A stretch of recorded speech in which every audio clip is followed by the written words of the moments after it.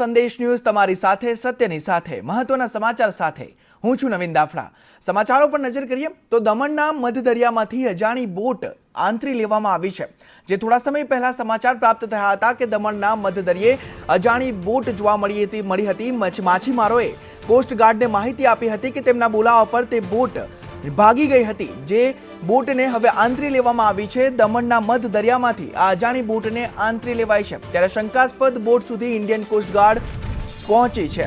વધુ માહિતી સાથે સંવાદદાતા યોગેશ જોડાઈ ગયા છે। યોગેશ, શું છે વધુ અપડેટ? જી નવીન, દમણના મધ દરિયામાંથી આ બોટની આંતરી લેવામાં આવી છે।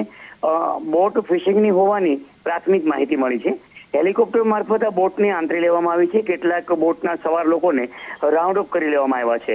કોસ્ટગાર્ડ દ્વારા બોટમાં તપાસ હાથ ધરવામાં આવી છે। બોટમાં રહેલા લોકો કોણ છે તેની હજુ કોઈ પ્રાથમિક માહિતી મળી નથી અને એજન્સીઓ સ્પષ્ટતા કરી નથી। દમણ દરિયામાર્ગ પરથી શંકાસ્પદ બોટ સુધી ઇન્ડિયન કોસ્ટગાર્ડની ટીમ પહોંચી ચૂકી છે। જી નવીન, સમગ્ર માહિતી બદલ આભાર યોગેશ।